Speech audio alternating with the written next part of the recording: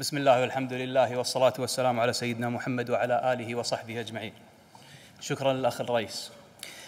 الأخ الرئيس، الضغط على المجلس وإخواني النواب على أن هناك تعاون وغير مسبوق بين كل من المجلس والحكومة في إقرار قوانين، ولله الحمد تم إقرارها في دور الانعقاد الأول، وأيضا وضع خارطة الطريق في القادم من الأيام.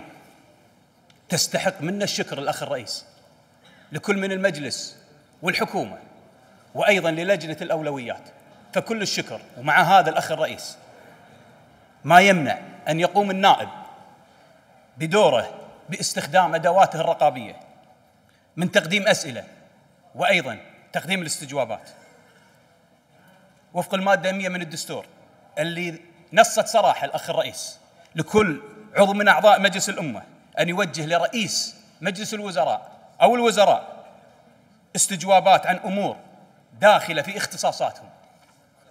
والاستجواب المقدم من الأخ النائب حمدان العازمي استجواب مستحق ويدخل في اختصاصات وزير التجارة.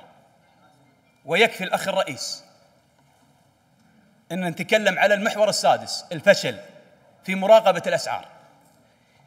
إذا وزير التجارة ما يملك على ما يملكه من قوانين وجهات رقابية تتبع له بالأمر المباشر، فشل في ضبط الأسعار ويوم عن يوم تزيد، والوزارة ما تحرك ساكن.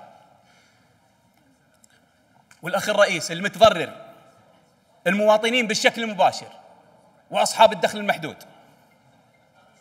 ما نعانيه اليوم من تضخم بالأسعار الأخ الرئيس، وعدم احترام التاجر اللي مهامه إلا جيبه الخاص ومصلحته، وعدم المبالاة بالقوانين الدولة وتقصير وزارة التجارة بتطبيق القانون بالشكل الصحيح، مما سبب بالنهاية الأخ الرئيس تضرر إخوان أصحاب الدخل المحدود من المواطنين بشكل مباشر وملموس.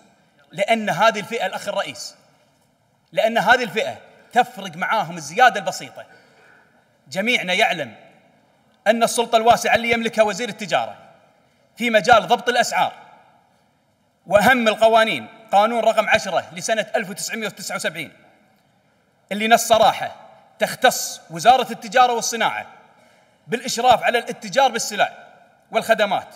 يعني الأخ الرئيس القانون موجود وأعطى الصلاحية لوزير التجارة كاملة، بس مع الأسف ما قدر ينفذ هذا، ما قدر ينفذها على التاجر، لأن وزارة التجارة تحمي التاجر الأخ الرئيس ولا تبالي في المستهلك.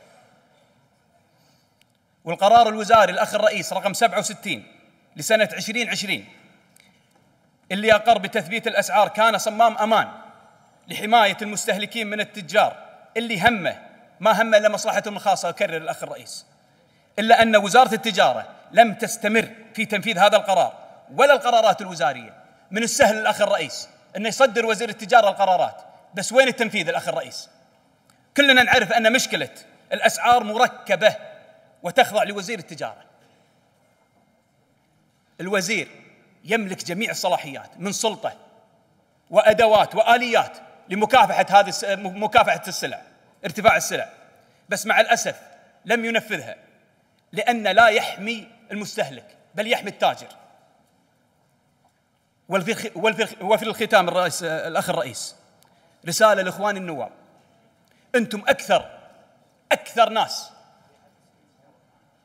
تحسون بما يعانيه المواطنين من ارتفاع الأسعار بشكل ملحوظ، وللأسف وبشكل يومي وزارة التجارة أخفقت في معالجة هذا الملف، وبالعكس قامت بحماية التاجر.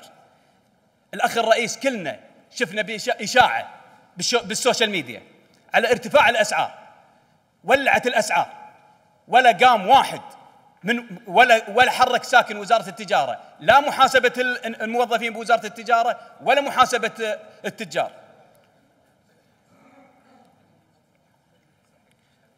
والآن الأخ الرئيس مقبلين حنا على زيادة لاخوان المتقاعدين وايضا اخوان المواطنين. شنو اللي يضمن عندنا اليوم ان ما تكون في ارتفاع للاسعار جنونيه؟ شكرا للاخ الرئيس.